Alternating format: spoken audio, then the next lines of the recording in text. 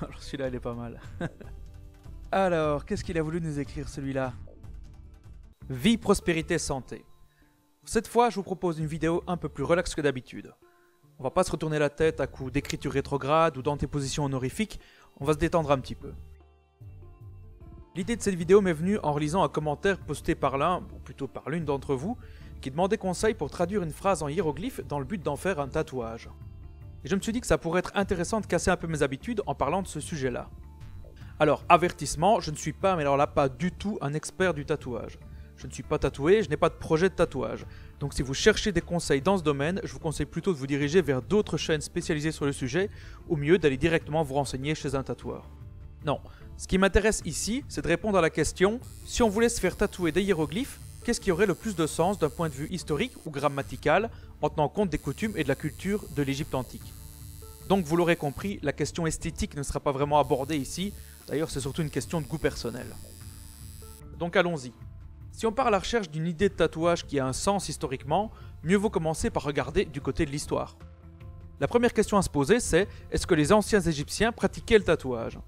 Et la réponse est oui, mais de manière au mieux assez anecdotique. Le tatouage existait en Égypte, mais il est très rare jusqu'à la période copte, donc à la toute fin de l'époque pharaonique. Et jusqu'à maintenant, il n'est confirmé avec certitude que chez les femmes. Bon, voyons si on peut s'inspirer de quelque chose pour nos tatouages modernes. Le cas le plus fameux est celui d'une prêtresse d'Hathor de la 11e dynastie, prénommée Amunet, dont la momie a été retrouvée à Der el-Bahari. Voyons en quoi ressemble son tatouage. Wow. Bon, clairement, c'est pas super. Juste une série de points alignés sur le bas de l'abdomen. En fait, l'hypothèse des chercheurs est qu'il s'agit de tatouages médicaux, c'est-à-dire pratiqués dans le but de soigner une maladie, et pas pour des raisons esthétiques. Bon, clairement, on va pas pouvoir avancer si on reste strictement historique. Donc je propose d'aller voir plutôt ce qui se fait maintenant, pour essayer d'en tirer quelque chose. Bon bah, le plus simple, c'est d'aller directement dans Google Images. Et de faire une recherche, par exemple, tattoo, hiéroglyphe. Donc en cherchant en anglais, on a plus de résultats, hein, comme ça. Bon bah voyons le premier. Hein. Bon bah directement c'est pas mal parce que déjà il s'agit d'une inscription historique. Ça c'est la titulature de Toutankhamon. On la voit ici, là on a son nom de couronnement. Et là son nom de naissance. Donc si vous voulez en apprendre plus sur la titulature des pharaons, j'ai fait un épisode là-dessus. Allez le regarder. Donc ouais clairement si vous choisissez quelque chose comme ça, là vous êtes sûr d'être historique. On va voir si on a d'autres choses intéressantes. Alors lui il a décidé carrément de se faire graver un tatouage plutôt que de se le faire tatouer. Bon de nouveau hein, ça c'est juste une image d'une inscription qui a été collée sur un torse. Alors là on a un Anubis avec autour ceux qui essayent d'évoquer des hiéroglyphes. Alors on a beaucoup de symboles qui n'existent pas.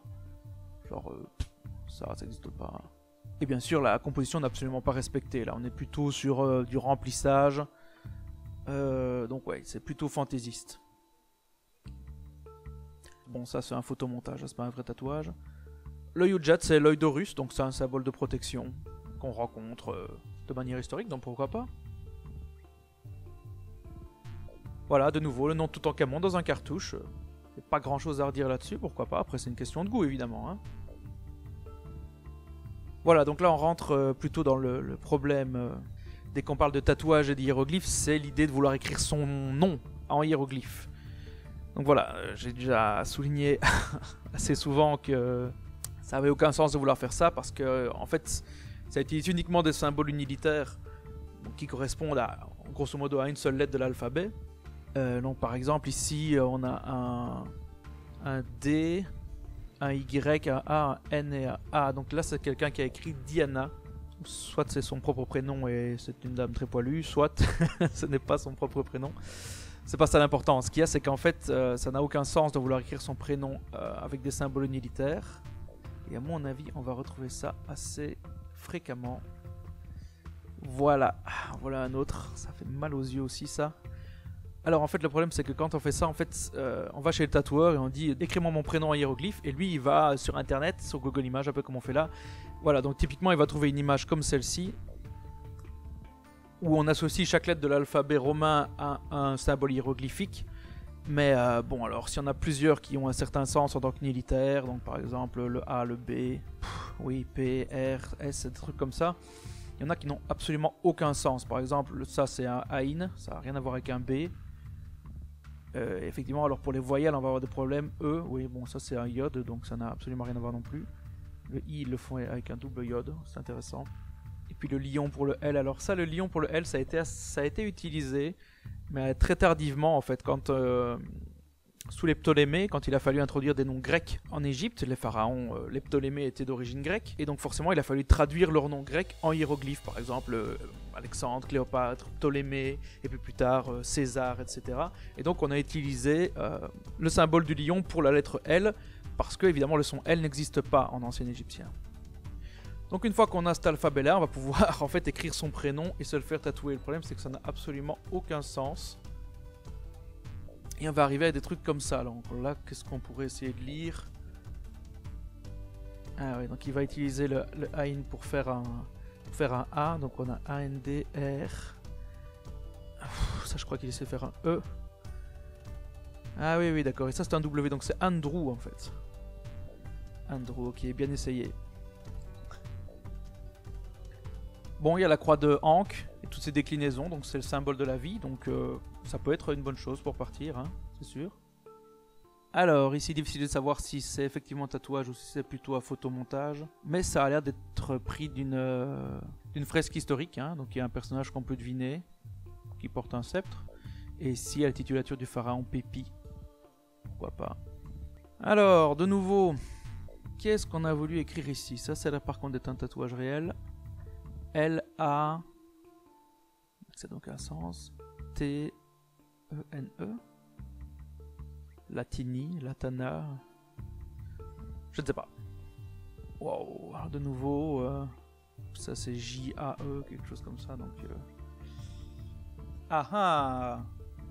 Alors là, typiquement, là on a un mot qui existe réellement, alors ça c'est pas mal. Alors ce mot-là, on va essayer de le traduire parce que ça a l'air d'être grammaticalement correct. C'est intéressant. Donc on a Aleph, Yod et S. Bon, on va aller traduire ça tout de suite.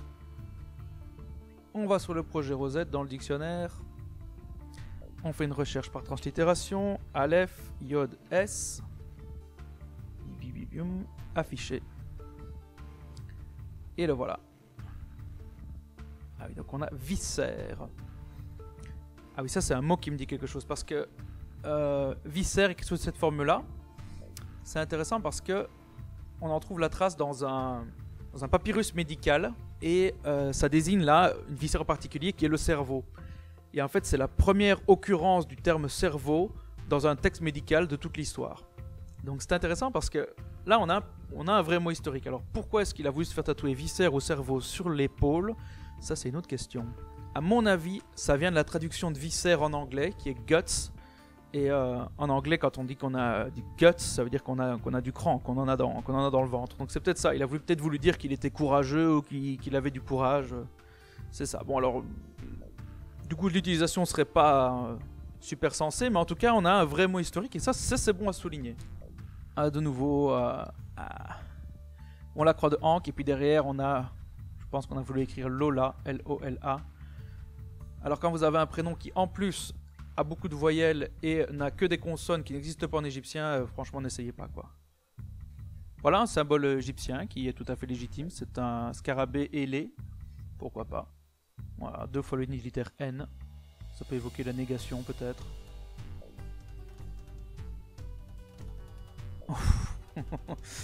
Alors celui-là il est pas mal. Alors, qu'est-ce qu'il a voulu nous écrire celui-là? Oui, ok. Je crois que j'ai trouvé. Je crois qu'on a un gagnant là. Alors à gauche on a Victory et à droite on a Strength. Waouh. Donc c'est victoire et force traduit de l'anglais directement en hiéroglyphe. Donc là on est sur du bon level. Alors si c'est pour faire ça, je sais pas, tu vas chercher les mots victoire et les mots force en hiéroglyphe et tu fais tatouer ça plutôt que d'aller bêtement trouver un truc. Je sais pas, on peut faire une recherche, on peut essayer. Hein. Alors je dis pas, alors faut pas croire qu'on peut traduire n'importe quoi en n'importe quoi. Parce que tous les mots n'existent pas évidemment en hiéroglyphe tel quel. Voilà, alors on a victoire, force et victoire. Ben voilà, par exemple un terme qui regroupe les deux idées. Force, victoire et otage, donc voilà, je sais pas, ça. On peut trouver un sens à tout ça. Surtout que honnêtement, les hiéroglyphes sont pas très bien tracés, quoi. Le S là, le F, pardon, il ressemble à rien. On a, oh là là, on a un Ein qui est à l'envers. Franchement, c'est dommage, quoi.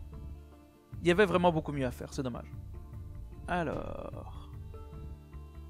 Ah, ça c'est intéressant. Bon, déjà c'est dommage, c'est que les hiéroglyphes font tous...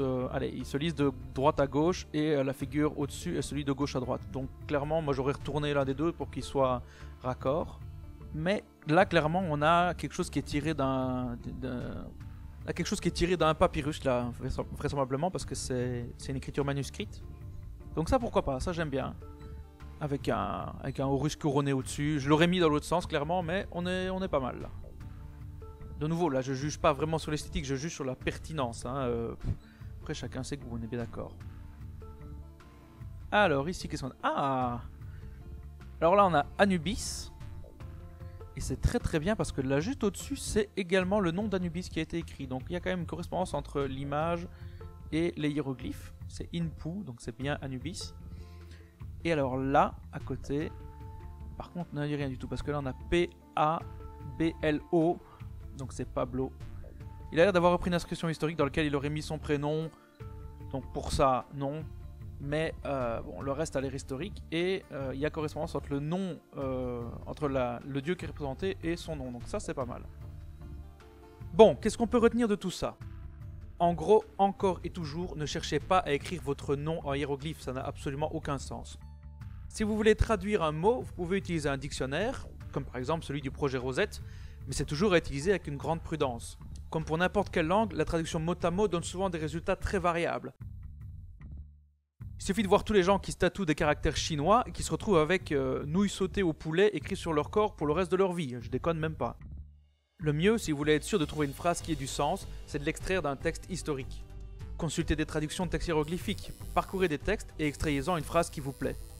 Ensuite, utilisez un éditeur hiéroglyphique pour créer une image qui ait du sens visuellement. N'allez pas chez le tatoueur en lui disant « fais-moi un oiseau, puis un serpent, puis un carré, puis un rond, etc. » Vous retrouverez quelque chose de disgracieux. Une belle inscription hiéroglyphique se reconnaît à la qualité et à la régularité des symboles. Ce qui était valable il y a 3000 ans l'est toujours aujourd'hui. Sinon, une autre piste, dirigez-vous vers quelque chose de plus symbolique. Il y a beaucoup de symboles puissants dans la culture égyptienne. La croix ankh, le yujat, le symbole du cœur, de l'or, le scarabée, le disque solaire, etc. Faites vos recherches et trouvez quelque chose qui vous correspond. Jetez un coup d'œil sur les amulettes de l'époque. Vu qu'elles étaient portées à même le corps, elles sont ce qui se rapproche le plus d'un tatouage. Et il y en avait pour toutes les occasions, pour la chance, la protection, un mariage, une naissance, n'importe quoi. Voilà, on va en rester là pour cette fois. J'espère que cette petite vidéo vous aura plu. De nouveau, prenez ce qu'elle contient avec un petit grain de sel. On était plus sur de la détente que de la vulgarisation historique.